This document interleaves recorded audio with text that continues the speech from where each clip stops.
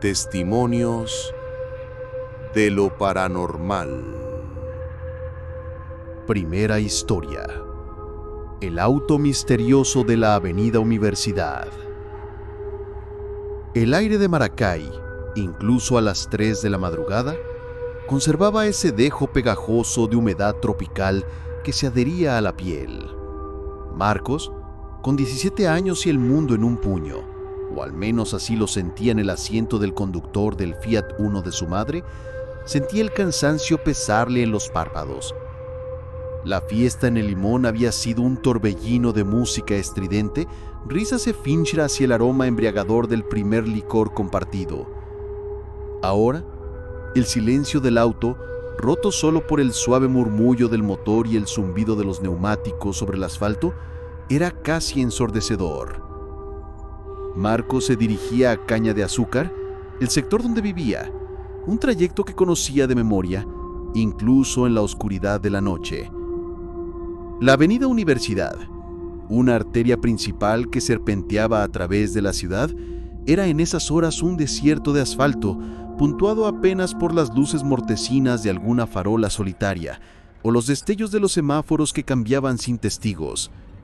Se había prometido a sí mismo no exceder la velocidad, no solo por el respeto al auto de su madre, un Fiat Uno blanco que era casi una reliquia, sino también por el miedo a que un policía fantasma lo detuviera por alguna infracción menor, añadiendo un regaño parental a su lista de preocupaciones. Cruzó el Torreón, sus pensamientos divagando entre los fragmentos de la fiesta y la necesidad imperiosa de su cama. La brisa que se colaba por la ventanilla abierta era un bálsamo, aunque no lograba disipar la neblina de sueño que empezaba a envolverlo. El reloj del tablero marcaba las 3:07 a.m.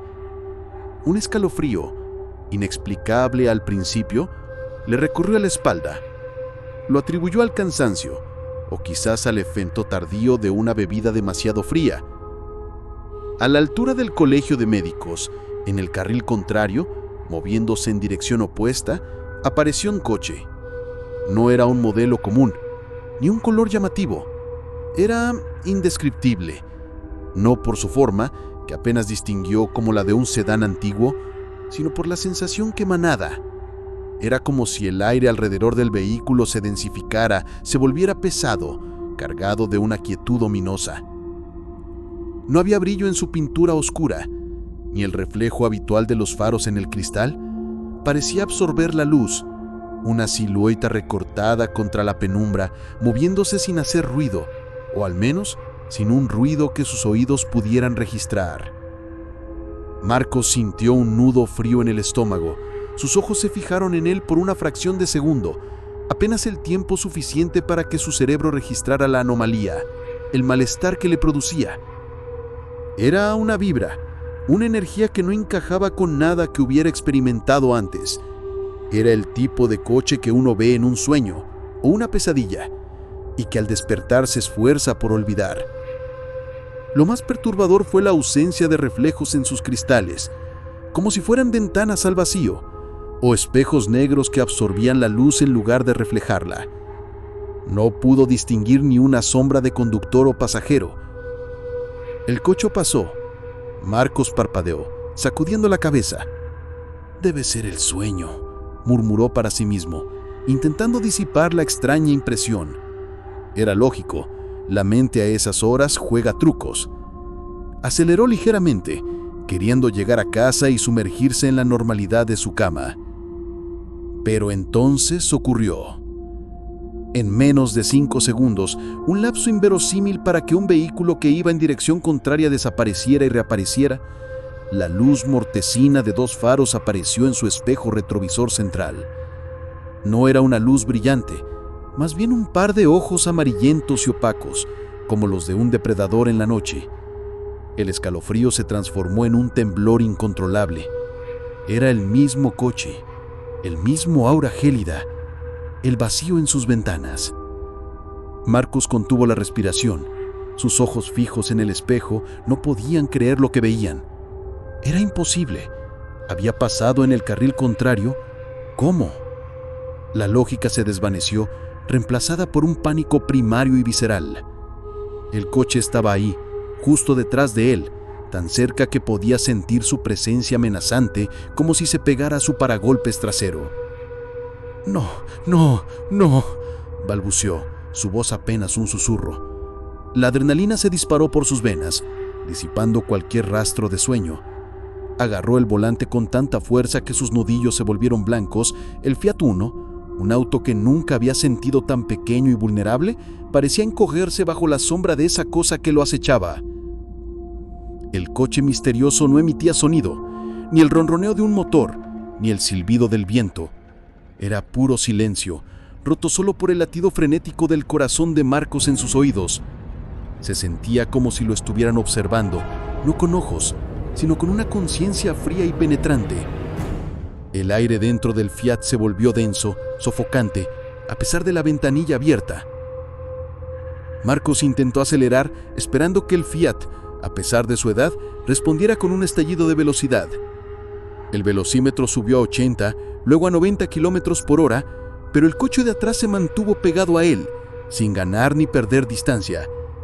No había señales de adelantamiento ni de luces intermitentes, solo una presencia constante, implacable. Era como si el coche no tuviera prisa, como si su único propósito fuera seguirlo, acecharlo. El miedo, crudo y helado, se apoderó de Marcos. Sintió que aquel auto lo impactaría en cualquier momento, que en un instante la chapa del Fiat se doblaría y su vida se desvanecería en un crujido metálico. Pero nunca lo rebasó, nunca lo golpeó, solo lo siguió. Una sombra persistente en su espejo retrovisor, una promesa silenciosa de algo terrible. Marcos empezó a sudar frío, sus manos resbalaban en el volante. La avenida Universidad parecía interminable. Cada farola solitaria proyectaba sombras danzantes que jugaban con su percepción, haciendo que cada sombra le pareciera una figura, cada arbusto una amenaza. La falta de sonido del coche de atrás era lo más inquietante. Un coche normal haría ruido, adelantaría o se quedaría atrás. Este era diferente. Este era inamolía. La avenida se sentía cada vez más estrecha, creando un túnel de sombras mental. Marcos sabía que su casa estaba muy cerca. La esperanza, aunque tenue, se encendió en su pecho. Si lograba llegar a casa, si lograba cruzar el umbral, tal vez todo esto desaparecería. Su mente corría a 1000 por hora. ¿Debería detenerse? ¿Qué pasaría si se detenía? El miedo a lo desconocido lo paralizaba. No quería enfrentar lo que fuera que estuviera dentro de ese coche. No quería ver más de cerca la ausencia de reflejos en sus cristales, la negrura que parecía absorber la luz en lugar de reflejarla. Finalmente, la calle de su casa apareció a la derecha. Un alivio momentáneo. Lo invadió. Activó la luz direccional, presando para que el Fiat respondiera sin problemas, así que giró. Y en un acto de valentía, se detuvo a esperar a que aquel auto misterioso también pasara. Marcos parpadeó. Una vez. 2 veces. La calle estaba vacía. La oscuridad era total, roto solo por las luces de su propio Fiat y la farola distante. El aire volvió a sentirse ligero, aunque el sudor frío seguía pegado a su piel. Condujo hasta la entrada de su casa. Se bajó del coche, sus piernas como gelatina. Caminó tambaleando hasta el portón, sus ojos escudriñando cada sombra, cada rincón de la calle. Nada. No había rastro del coche. Era como si nunca hubiera estado ahí. Abrió el portón con manos temblorosas, subió al Fiat, lo encendió y lo metió en el garaje a toda prisa, casi chocando con la pared. Apagó el motor y el silencio de la noche se hizo aún más profundo, más aterrador. Salió del auto, cerró la puerta de golpe y corrió hacia la entrada de su casa. La llave temblaba en la cerradura. Al entrar, cerró con fuerza y se apoyó contra la puerta, respirando con dificultad, sus pulmones ardiendo. La oscuridad del pasillo se sentía opresiva. Encendió las luces, una por una inundando la sala de una luz amarillenta y tranquilizadora. Se dejó caer en el sofá, su cuerpo aún temblaba incontrolablemente. Intentó racionalizarlo, buscar una explicación lógica, un modelo de coche que no conocía. Un efecto óptico, el sueño, pero la sensación, la vibra de maldad que emanaba. Intentó contárselo. Empezó a hablar del coche, de la avenida Universidad, del colegio de médicos, de cómo apareció detrás de él. Pero las palabras se le atragantaron. ¿Cómo explicar la ausencia de sonido, la vibra, la desaparición repentina? Sonaría a locura, a una excusa barata por haber llegado tarde o haber bebido de más. Su madre lo miró con escepticismo y él se rindió. Solo estoy muy cansado, mamá. La fiesta estuvo fuerte. Pero por dentro, Marcos sabía la verdad. Sabía que no había sido un sueño, no había sido el cansancio, había sido real. Los días que siguieron fueron una tortura. Marcos evitaba conducir de noche y si lo hacía, la avenida Universidad se convertía en un corredor de terror. Cada par de faros en su retrovisor lo llenaba de pánico. Desarrolló una paranoia sutil pero persistente.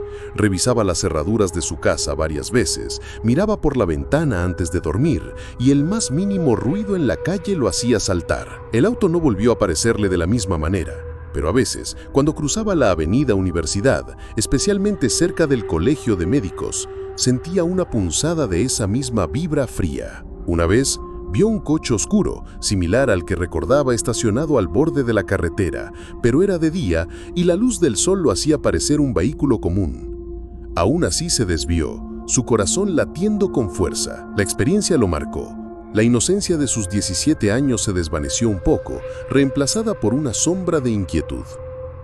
La avenida Universidad, antes una simple ruta de paso, se convirtió en un lugar cargado de misterio y miedo. El recuerdo del coche, su silencio, su presencia inquebrantable y su desaparición irreal lo perseguiría por años. Marcos nunca encontró una explicación. Nunca escuchó de otros encuentros similares en Maracay. El auto misterioso de la avenida Universidad se convirtió en su secreto, su pesadilla personal. Una advertencia silenciosa de que en las horas más oscuras de la madrugada, cuando el mundo duerme, la realidad puede desdibujarse y lo inexplicable puede acechar en la sombra, esperando, observando y desvaneciéndose en el aire como si nunca hubiera existido. Y el terror que dejó, una cicatriz invisible, era tan real como el asfalto bajo sus neumáticos y el aire pegajoso de Maracay.